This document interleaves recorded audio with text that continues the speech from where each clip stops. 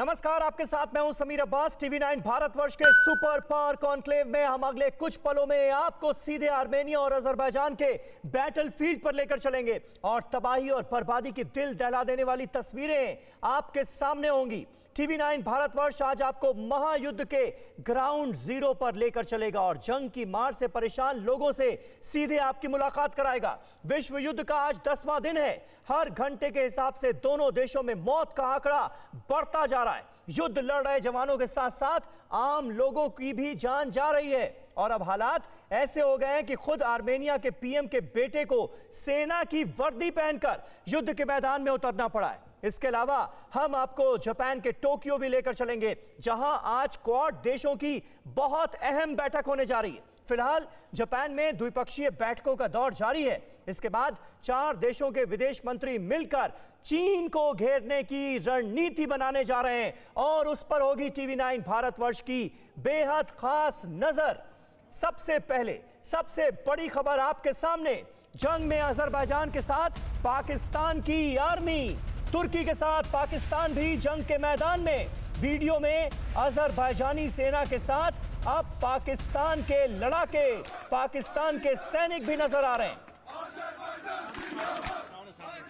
ये देखिए तस्वीरें हमारे सामने हैं। अजरबैजान और पाकिस्तान जिंदाबाद की नारेबाजी ये बताने के लिए काफी कि अजरबैजान के साथ अब पाकिस्तान भी जंग के मैदान में खड़ा है, बिल्कुल तुर्की की तरह।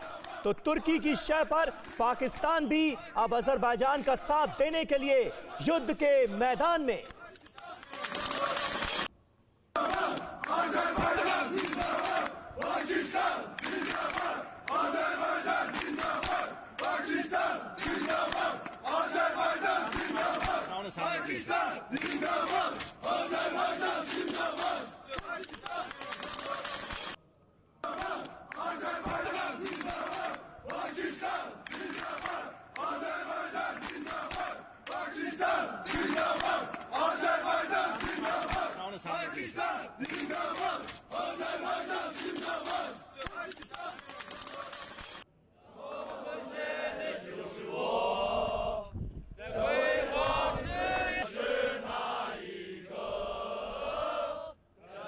तो देखिए दो तस्वीरें आपके सामने हैं। अजरबैजान में इमरान के भाईजान नजर आ रहे हैं, बाजवा के चेले नजर आ रहे हैं। अजरबैजान जिंदाबाद, पाकिस्तान जिंदाबाद के नारे अजरबैजान की जमीन से लगते हुए ये पहली तस्वीरें हैं, पहला बड़ा सबूत है जो दुनिया के सामने आया है और ये सबूत साफ जाहिर कर रहा है कि पाकिस्तान अब बिल्कुल तुर्की की तरह अजरबैजान के साथ युद्ध के मैदान में खड़ा है। वहीं दूसरी तस्वीर आपको दिखा रहे हैं जिसमें जिनपिंग के गुलामों के साथ भी पाकिस्तान की सेना के लड़ाके नजर आए थे।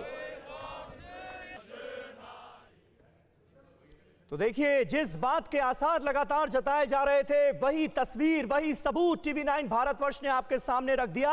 अजरबैजान में उतर पड़े हैं पाकिस्तान की सेना के जवान भी और अब 10 तस्वीरें हम आपको दिखाने जा रहे हैं जो बयां करेंगी कि युद्ध कितना खौफनाक रूप ले चुका है। देखिए एक एक करके 10 तस्वीरें आपके सामने। पहली तस्वीर में आपको नजर आएंगी बेहिसाब लाशें और इन तस्वीरों को हमें करना पड़ा है ब्लर क्योंकि ये तस्वीरें बहुत विभत्स हैं। दूसरी तस्वीर में बेतहाशा बर्बादी आपको नजर आएगी। तीसरी तस्वीर में भी हर तरफ तबाही तबाही नजर आ रही है। चौथी तस्वीर देखिए, इलाके के इलाके किस तरह से राख के ढेर में तब्दील हो गए हैं। पांचवी तस्वीर पर नजर डालिए, सैन्य कैंप इसमें आपको नजर आएंगे जो कि तबाह बर्बाद कर दिए गए हैं। छठी तस्वीर में नरसंहार नॉन स्टॉप होता हुआ आप देख पाएंगे। सातवीं तस्वीर में आपको नजर आएगा कि इस वक्त शहरों में कैसा सन्नाटा पस रहा है, मौत का सन्नाटा आप इसे कह सकते हैं। आठवीं तस्वीर में देखिए गांव के लोग किस तरह से घबराए हुए नजर आ रहे हैं, घर बार सब बर्बाद हो चुके हैं। नवीं तस्वीर में मौत का खौफ आपको एक बार फिर नजर आएगा और 10वीं तस्वीर यह बताने के लिए काफी है कि 10वें दिन भी जंग अभी बाकी है।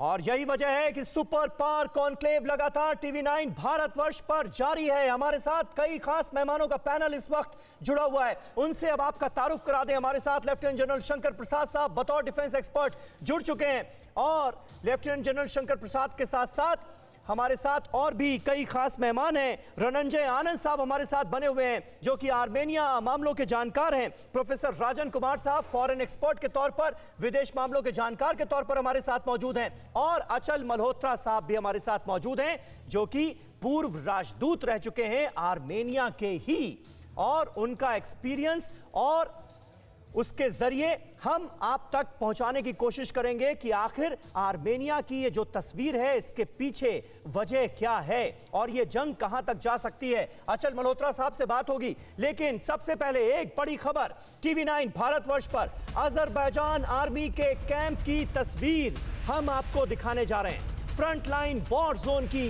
ये एक्सक्लूसिव तस्वीर आप टीवी9 भारतवर्ष पर देख रहे हैं। टीवी9 भारतवर्ष देश का इकलौता न्यूज चैनल है जो वॉर जोन की पल पल की रिपोर्टिंग कर रहा है और ताजा तस्वीरें, ताजा खबरें आप तक पहुंचा रहा है। कैमरे में कैद लाइव वॉर जोन की यह तस्वीर आपके सामने है। आर्मेनिया अजरबैजान का लाइव युद्ध आपको इन तस्वीरों में नजर आएगा। टीवी9 भारतवर्ष पर भीषण जंग का एक लाइव वीडियो एक्सक्लूसिवली इस वक्त आप देख सकते हैं और इन तस्वीरों में आपको नजर आएगा कि किस तरह से अजरबैजान के सैनिक तैयारियां करते हुए नजर आ रहे हैं। हैवी आर्टिलरी का इस्तेमाल किया जा रहा है, बॉम्ब छोड़े जा रहे हैं, मिसाइलें छोड़ी जा रही हैं।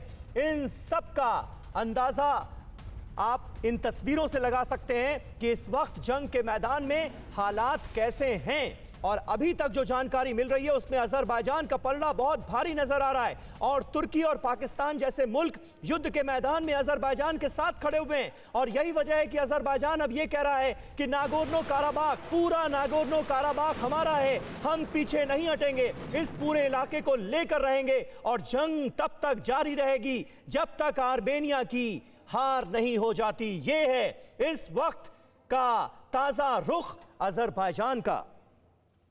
हमारे साथ मौजूद हैं रणंजय आनंद साहब। आनंद साहब, सबसे पहले मैं आपसे ही जानना चाहूंगा, अभी थोड़ी देर पहले हमने बिल्कुल एक्सक्लूसिव तस्वीरें दिखाई जिसमें नजर आया कि अजरबैजान और पाकिस्तान के सैनिक एक साथ खड़े होकर अजरबैजान जिंदाबाद, पाकिस्तान जिंदाबाद के नारे लगा रहे हैं। यानी टर्की की तरह अब पाकिस्तान के सैनिक भी जंग के मैदान में अजरबैजान की मदद के लिए। यह कितना बड़ा खतरा? समीर जी, जहां तक पाकिस्तान के लड़ाकों के शामिल होने की बात है वो शुरू से ही रही है, अब दिखने लगा है। बेसिकली उन लोगों ने पहले ही कहा था कि हम लोग अपना लड़ाकू भेजेंगे, हम लोग पूरी तरह से अजरबैजान को सपोर्ट करते हैं और हमारा जो आपसी भाईचारा है वो लड़ाई के मैदान में भी दिखेगा। और उनका जो इक्वेशन है टर्की के साथ, बेसिकली पाकिस्तानियों को टर्की के साथ ज्यादा लगाव है उस मामले में और उनका सपोर्ट चाहिए कश्मीर के मुद्दे पर। तो बेसिकली उनका इनफैक्ट पाकिस्तानी मीडिया में ये एक न्यूज आई हुई है बाकायदा कि उन लोगों ने ये कहा हुआ है कि अभी यही टाइम है कि कश्मीर पे भी अटैक कर दो, हमारे सारे इस्लामिक कंट्री हमारे साथ है, और इस टाइप की बातें हो रही हैं। तो इसका सीधा यही मतलब है कि वो उनको किसी भी इस चीज को दिखाने में कोई परेशानी नहीं है और वो अब सीधी तरीके से अपने आप को वहां पे दिखा रहे हैं। तो ये एक बहुत ही बड़ा ये जो लड़ाई चल रही है, वो लड़ाई आर्मेनिया की एक अजरबैजान के प्रोफेशनल आर्मी के साथ नहीं है। ये लड़ाई सही में आर्मेनिया एक मतलब जो आतंकवादी है उनके साथ ये लड़ाई चल रही है, जो सीरिया से लाए गए हैं, भारे के टट्टू हैं, आईसिस के टेररिस्ट हैं, वो पाकिस्तान के टेररिस्ट हैं। ठीक है, बिल्कुल आर्मेनिया यही कह रहा है। आर्मेनिया दुनिया को यही दिखाने की कोशिश भी कर रहा है कि देखिए हमारी लड़ाई जो है वो आतंकवाद से, आतंकवादियों से हमारी सेना को मुकाबला करना पड़ रहा है। और एक और अहम खबर आपको बता दें, 10 दिनों से आर्मेनिया अजरबैजान में भयंकर जंग जारी है। जंगी हालात के बीच आर्मेनिया से ग्राउंड रिपोर्ट, आर्मेनिया के आम लोगों को बनाया जा रहा है निशाना। अजरबैजान ने आर्मेनिया में मचाई भयंकर तबाही और तबाही की कुछ और तस्वीरें, वॉर जोन से ग्राउंड रिपोर्टिंग इस वक्त आप देख रहे हैं टीवी9 भारतवर्ष पर। और ये तस्वीरें गवाही दे रही हैं कि अजरबैजान ने जो हमला किया है उसमें कितना नुकसान हुआ है आर्मेनिया का। हमारे साथ अचल मल्होत्रा साहब मौजूद हैं जो कि आर्मेनिया में भारत के राजदूत रह चुके हैं। अचल मल्होत्रा साहब, आपका एक्सपीरियंस क्या कहता है? नागोर्नो काराबाख, पूरा नागोर्नो काराबाख हमारा है, ये कह रहा है अजरबैजान, और ये दावा किया जा रहा है कि इस बार आर्मेनिया से हम ये पूरा इलाका छीन कर रहेंगे। लड़ाई तब तक जारी रहेगी जब तक हरा नहीं दिया जाता आर्मेनिया को। देखिए समीर साहब, बात यह है कि जो नागोर्नो काराबाख है जी, इसमें कोई शक नहीं है कि एक बहुत ही बड़ी हिस्टोरिक मिस्टेक थी जो स्टालिन के टाइम में जुलाई 1921 में हुई थी। ये नागोर्नो काराबाख में सदियों से एथनिक आर्मेनियंस रहते थे, लेकिन उसके बावजूद जब यूएसएसआर का गठन हो रहा था तो स्टालिन के कहने पे 5 जुलाई 1921 में एक नागोर्नो काराबाख को एक ऑटोनोमस रीजन के तौर पे अजरबैजान की टेरिटरी के अंदर बना दिया गया, जहां की मुस्लिम मेजॉरिटी थी। ये मेरे हिसाब से एक बहुत ही फ्लॉड क्रिएशन था, जबकि उस समय लॉजिकली इसे आर्मीनिया का हिस्सा होना चाहिए था। आर्मीनिया, जॉर्जिया, अजरबैजान तीनों जो है उस समय यूएसएसआर के अंदर आ रहे थे, उसका गठन चल रहा था। बहरहाल ये हिस्टोरिक मिस्टेक चली।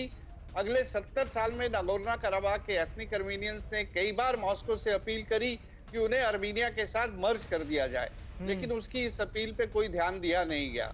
जब वो यूएसएसआर का पतन शुरू हुआ 1980s में, जो इंडिपेंडेंस के लिए एक नेशनल मूवमेंट चली, तो जब सबने अपने आप को इंडिपेंडेंट डिक्लेयर कर दिया तो नागोर्नो काराबाख ने भी अपना राइट टू सेल्फ डिटर्मिनेशन को इन्वोक करते हुए उन्होंने अपने आप को इंडिपेंडेंट डिक्लेयर कर दिया। लेकिन उनकी जो इंडिपेंडेंस है उसको दुनिया में किसी ने भी रिकॉग्नाइज नहीं किया। और हकीकत यह है, ग्राउंड की हकीकत यह है कि आज भी इसे अजरबैजान की टेरिटोरियल इंटीग्रिटी का ही हिस्सा माना जाता है। और अच्छा। उस पे अजरबैजान को सपोर्ट है।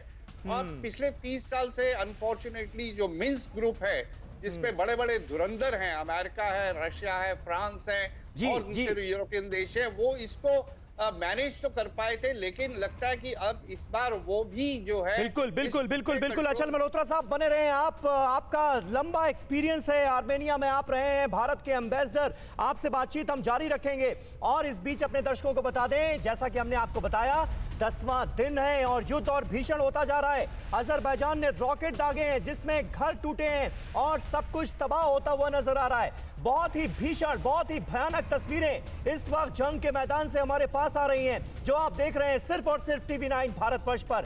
आर्मेनिया अजरबैजान जंग की ये ग्राउंड रिपोर्ट आपके सामने। जंग में रिहायशी इलाकों में भारी तबाही हुई है और ये तस्वीरें साफ बता रही हैं कि जंग कितना भीषण रूप अख्तियार कर चुका है इस वक्त। और दोनों ही देश इस वक्त भी अपने रुख से टस से मस होने का नाम नहीं ले रहे हैं। लेफ्टिनेंट जनरल शंकर प्रसाद हमारे साथ मौजूद हैं। शंकर जी, आपसे मैं जानना चाहूंगा, अब इन दोनों देशों का मुस्तकबिल आने वाले वक्त में क्या आपको नजर आ रहा है? क्योंकि यूएन तो कर रहा है सिर्फ और सिर्फ अपील कि शांति बनाए रखिए, युद्ध से कोई हल नहीं निकलेगा। हम बहुत चिंतित हैं इस वक्त जो कंडीशन है, लेकिन इससे होगा क्या? युद्ध रुकेगा कैसे? युद्ध तब रुकेगा जब ग्लोबल पावर्स इसको रोकना चाहेंगी।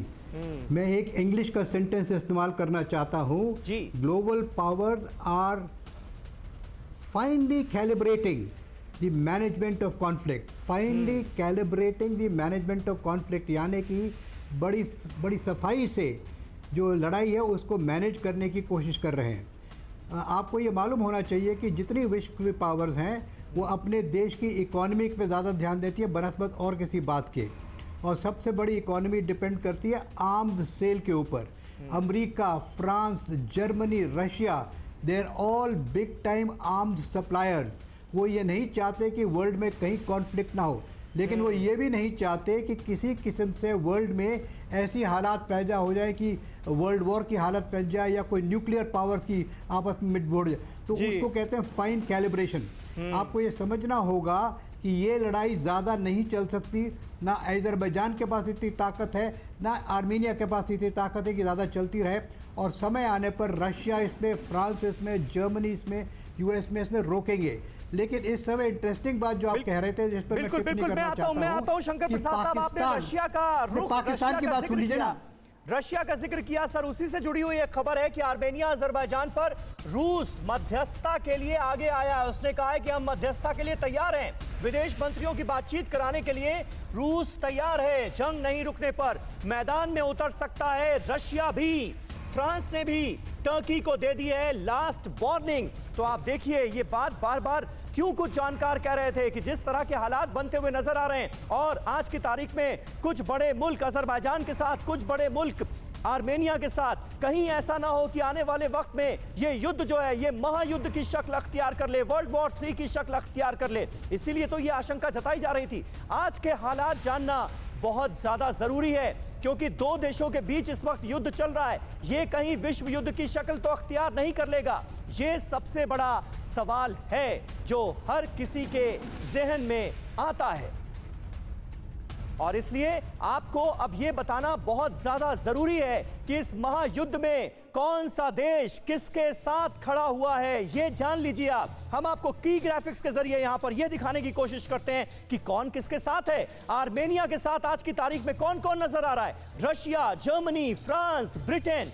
और ईरान जैसे मुल्क नजर आ रहे हैं आर्मेनिया के साथ। तो वहीं अजरबैजान के साथ जो इस्लामिक जगत का स्वयंभू अपने आप को समझता है, खलीफा समझता है, टर्की नजर आ रहा है, पाकिस्तान नजर आ रहा है, उत्तरी कोरिया और चीन जैसी ताकतें भी अजरबैजान के साथ खड़ी हुई हैं। भले ही खुलकर आर्मेनिया के साथ ये तमाम मुल्क नजर ना आ रहे हो लेकिन हैं तो साथ में ही, ये इसमें कोई शक नहीं है। लेकिन हो क्या रहा है कि अजरबैजान के साथ जो मुल्क हैं, चाहे वो टर्की हो या पाकिस्तान, उसकी तो सेनाएं बाकायदा जंग के मैदान में उतरी हुई हैं और अजरबैजान के सैनिकों का साथ दे रही हैं। थोड़ी देर पहले हमने आपको दिखाया किस तरह से अजरबैजान और पाकिस्तान जिंदाबाद के नारे लग रहे थे अजरबैजान की जमीन पर और आर्मेनिया को बड़ा नुकसान पहुंचाने के दावे किए जा रहे थे। और हमारे साथ प्रोफेसर राजन कुमार साहब भी मौजूद हैं। राजन कुमार साहब, हमने अपने दर्शकों को बताया आज की तारीख में कौन किसके साथ नजर आ रहा है। ये जो स्थितियां हैं, जो आसार हैं, वो क्या बता रहे हैं, क्या जता रहे हैं, आने वाले वक्त में होने क्या वाला है, कैसे एनालाइज करेंगे आप? जी, मैं ये बता दूं कि ये कॉन्फ्लिक्ट एस्केलेट होता जा रहा है, लेकिन जो सबसे इंपॉर्टेंट प्लेयर जो साउथ कॉकेसस रीजन में है वो है रशिया। रशिया बहुत ही इन्फ्लुएंशियल प्लेयर है और उसका इन्फ्लुएंस अजरबैजान पे भी है क्योंकि वो आर्म्स अजरबैजान को सप्लाई करता है। जो कारण अभी जो जंग वहां पे शुरू है उसका एक मुख्य कारण यह है कि टर्की वहां पे जो एक रीजनल पावर के रूप में अपने को एक्सेप्ट करवाना चाहता है और वह चाहता है कि जो मिन्स्क ग्रुप है जिसमें उसको नहीं रखा गया है, और मिन्स्क ग्रुप में टर्की को इसलिए नहीं रखा गया है कि टर्की हमेशा अजरबैजान को सपोर्ट करता है, तो वो कोई न्यूट्रल पार्टी वहां पे नहीं है और इसी कारण से टर्की को उसमें नहीं रखा गया और सारे मेंबर दूसरे मेंबर विरोध करते हैं। लेकिन टर्की चाहता है कि उसको भी मिन्स्क ग्रुप में शामिल कर लिया जाए और जब भी इसका सोल्यूशन निकलेगा, या अभी जो सबसे ज्यादा जरूरत है उस रीजन में, वहां पे सीज फायर इस्टेब्लिश करने की जरूरत है और ओएससी का जो मिन्स्क ग्रुप है उसने कॉल किया है सारे मेंबर्स को कि आप वहां पे सीज फायर इस्टेब्लिश कीजिए। लेकिन सीज फायर इस्टेब्लिश ऑटोमेटिकली नहीं हो पाएगा। जो हमारे जो मिन्स्क ग्रुप है या जो दूसरे यूनाइटेड नेशन सिक्योरिटी काउंसिल है उनको बहुत ही स्टर्न वार्निंग देना पड़ेगा जो भी वहां पे कॉन्फ्लिक्टिंग पार्टीज हैं, और उनको यह भी बताना पड़ेगा कि किसी भी हाल में वहां पे जो एक्सटर्नल फोर्सेस जैसे कि रेडिकल सीरियन फोर्सेस हैं या फिर पाकिस्तान की आर्मी अगर वहां पे शामिल हो रही है तो इन लोगों को हर हाल में रोका जाए, नहीं तो साउथ कॉकेसस जो कि ऑलरेडी एक फ्रेजाइल एरिया है, बहुत ही वहां पे बहुत सारे कॉन्फ्लिक्ट्स हैं, वहां पे स्टेबिलिटी खराब हो सकती है और उससे जॉर्जिया पे प्रभाव पड़ेगा, उस पे चेचनिया पे प्रभाव पड़ेगा, ईरान पे प्रभाव पड़ेगा और सारा रीजन वहां पे अनस्टेबल हो सकता है। इसलिए जरूरी है कि इंटरनेशनल मीडिएशन और इंटरनेशनल प्रेशर जो कॉन्फ्लिक्टिंग पार्टीज हैं उन पे बनाया जाए और जल्दी से जल्दी सीज फायर एस्टैब्लिश किया। बिल्कुल बिल्कुल बिल्कुल। प्रोफेसर राजन कुमार बने रहे आप हमारे साथ और साथ ही साथ आर्मेनिया के साथ जो ईरान की मौजूदगी है उस पर भी हम बात करेंगे, आपसे समझेंगे। लेकिन इस बीच एक और बड़ी खबर जो आ रही है वो बता दें आपको, नागोर्नो काराबाख में अजरबैजान की लगातार स्ट्राइक जारी है। अजरबैजान का दावा, हम और आगे बढ़े हैं, हमने और आगे बढ़कर जमीन पर कब्जा किया है, आर्मेनिया से कई पोस्ट खाली कराई गई हैं, ये कह रहा है अजरबैजान। आर्मेनियाई सेना को हमने पीछे धकेल दिया है, अजरबैजान का ये बड़ा दावा सामने आ रहा है। इस वक्त वॉर जोन से तस्वीरें आप देखिए किस तरह से भयानक भयावह हमले हो रहे हैं। तस्वीरें आपके सामने हैं TV9 भारतवर्ष पर, कुछ और एक्सक्लूसिव तस्वीरें हम आपको दिखा रहे हैं। वॉर जोन से कुछ और बेहद भयानक तस्वीरें इस वक्त हमारे पास आई हैं। वो आपके सामने है और इसमें आप देखेंगे हर तरफ बर्बादी बर्बादी नजर आ रही है। सेना के काफिले को कैसे निशाना बनाया जा रहा है ये भी आपको इन तस्वीरों में साफ नजर आएगा। और सबसे दुखद, सबसे दर्दनाक पहलू ये है कि भारी संख्या में दोनों ओर सिविलियंस मारे जा रहे हैं, आम नागरिक मारे जा रहे हैं। लेफ्टिनेंट जनरल शंकर प्रसाद हमारे साथ मौजूद हैं। शंकर प्रसाद साहब, पहले ये कहा जा रहा था कि एक तरफ ईसाई मुल्क खड़े हैं, दूसरी तरफ मुस्लिम मुमालिक खड़े हैं, तो ये एक धार्मिक जंग भी बनती हुई नजर आ रही है। लेकिन अब आर्मेनिया के साथ ईरान की मौजूदगी को किस नजर से देखा जाए?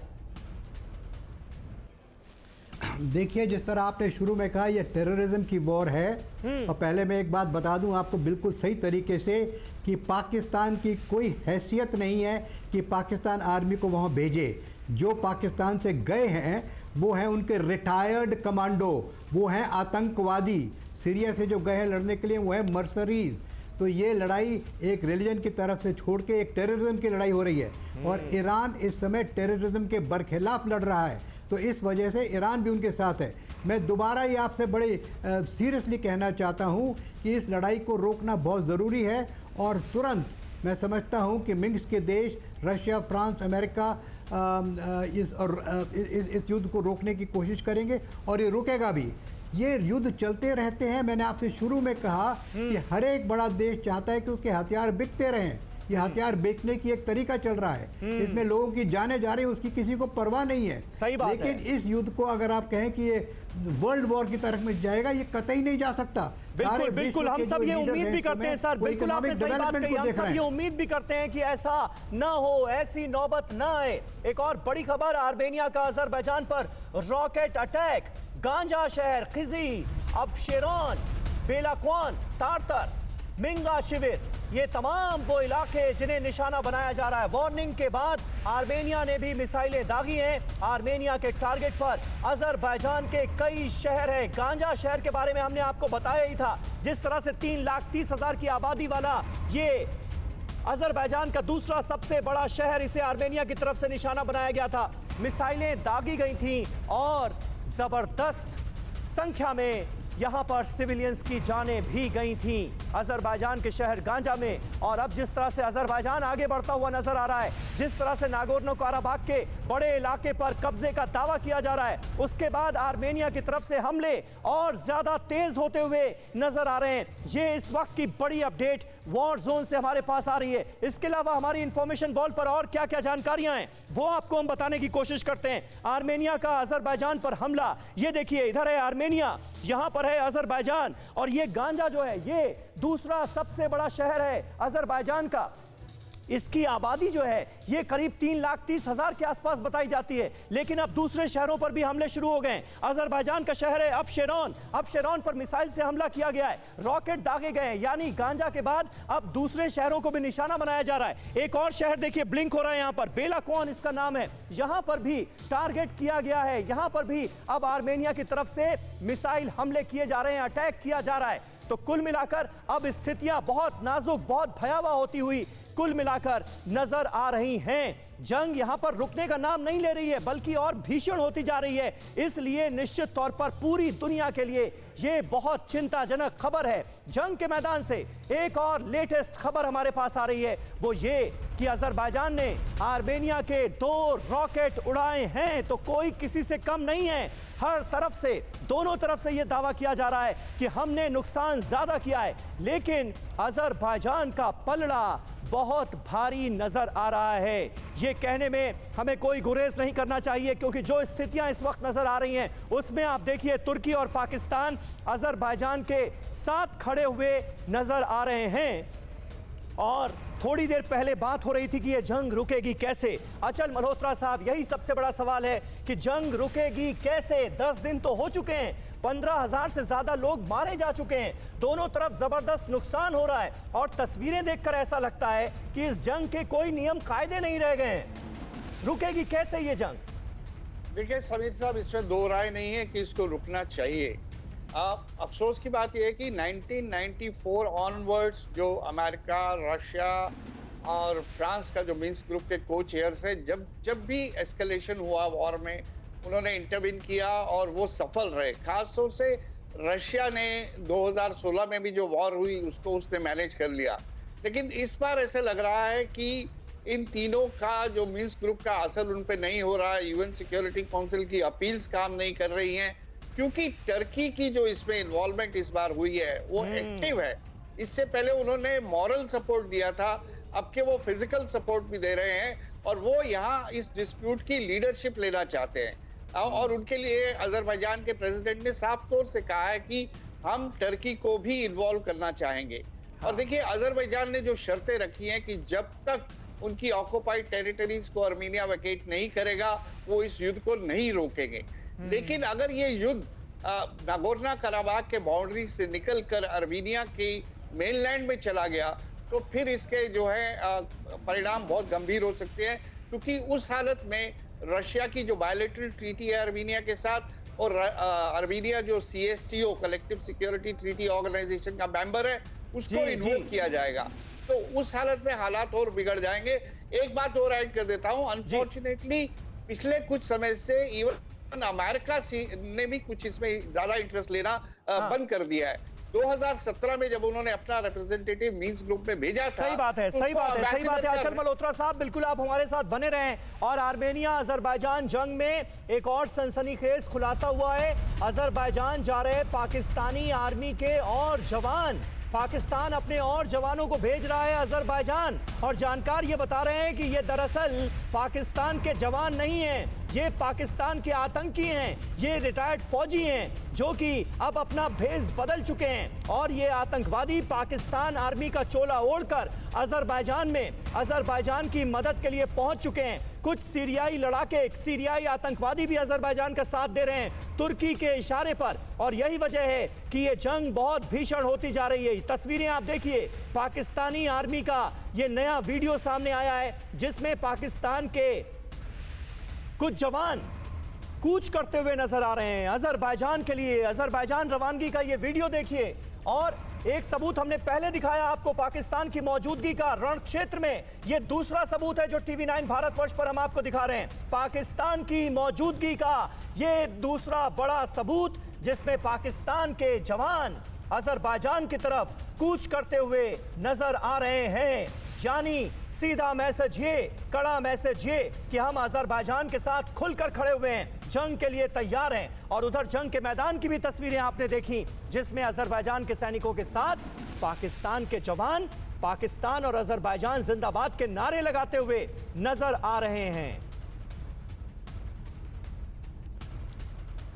और हमारे साथ रनंजय आनंद साहब मौजूद हैं। रनंजय आनंद साहब, ये तस्वीरें क्या ये जाहिर कर रही हैं कि आने वाले वक्त में, कहां हम ये उम्मीद कर रहे थे कि हालात थोड़े से बेहतर होंगे, कुछ शांति की तस्वीरें नजर आएंगी, युद्ध जो है वो थमेगा, लेकिन इससे तो ऐसा लग रहा है कि आने वाले वक्त में हालात और गंभीर होने वाले हैं। समीर साहब, यही चीज दुनिया को देखनी है एक्चुअली अब, क्योंकि अब इंटरनेशनल कम्युनिटी को एक विजिबल स्ट्रिक्ट वार्निंग देनी होगी इन दोनों देशों को। और ये लड़ाई अब प्रोफेशनल आर्मीज के बीच की लड़ाई नहीं रह गई है, ये आतंकियों ने अटैक किया हुआ है एक छोटे से देश पे, और वो लड़ाई जो है वो आतंकियों से हो रही है।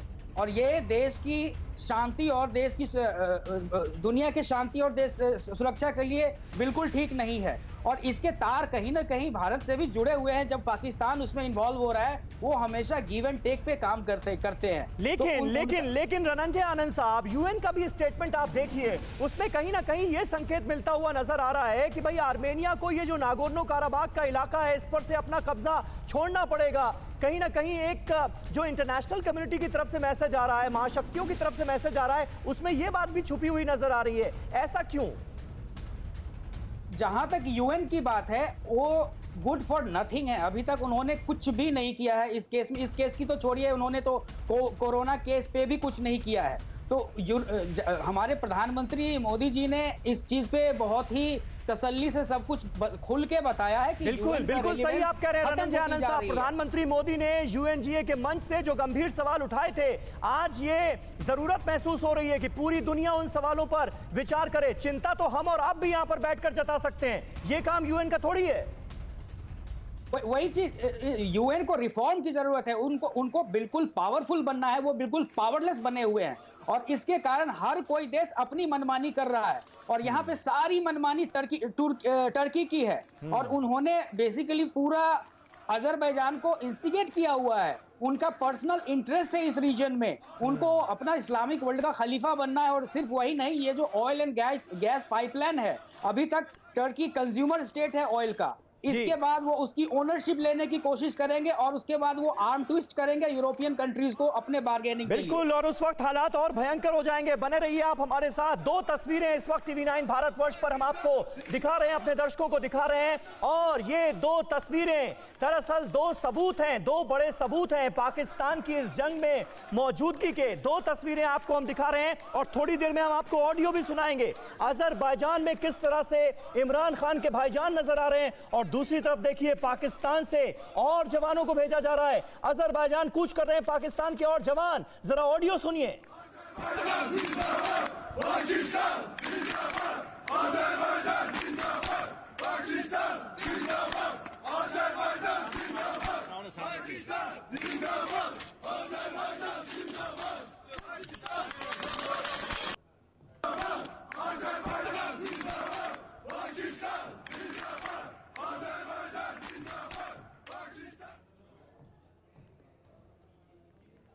और इस बीच एक और बड़ी खबर, क्वाड मीटिंग पर आज पूरे देश की नजरें हैं, पूरी दुनिया की नजरें हैं। अमेरिकी विदेश मंत्री माइक पोम्पियो से मिले हैं हमारे विदेश मंत्री एस जयशंकर। अमेरिका भारत साझेदारी पर खुशी जाहिर की गई है। क्वाड की बैठक से पहले एस जयशंकर का बड़ा बयान, इंडो पैसिफिक में स्थिरता के लिए हम साथ काम करेंगे। तो अमेरिका बड़ा साझेदार बनकर उभरा है हिंदुस्तान का। और देखिए, अमेरिका और भारत के साथ साथ चाहे जापान हो या ऑस्ट्रेलिया हो या फिर ये यानी कुल 4 देश, भारत, अमेरिका, जापान और ऑस्ट्रेलिया, आज एक साथ एक प्लेटफॉर्म पर नजर आ रहे हैं। क्वाड के जरिए क्या चीन की दादागिरी को खत्म करने की कवायद की शुरुआत होगी? ये बड़ा सवाल है। और चीन के खिलाफ क्वाड देशों की अहम बैठक आज है। टोक्यो में मिलेंगे 5 देशों के विदेश मंत्री। बैठक में चीन को घेरने पर बनेगी रणनीति। चीन की विस्तारवादी नीतियों के खिलाफ क्वाड देश एक मंच पर आज इकट्ठे हो रहे हैं और निश्चित तौर पर क्वाड की इस मीटिंग की खबर से बहुत बेचैनी है बीजिंग में, बहुत बेचैन है शी जिनपिंग। और आज क्या रणनीति बनती है, इस पर बीजिंग की भी निश्चित तौर पर नजर है और साथ ही साथ हमारी नजर भी बनी हुई है TV9 भारतवर्ष पर।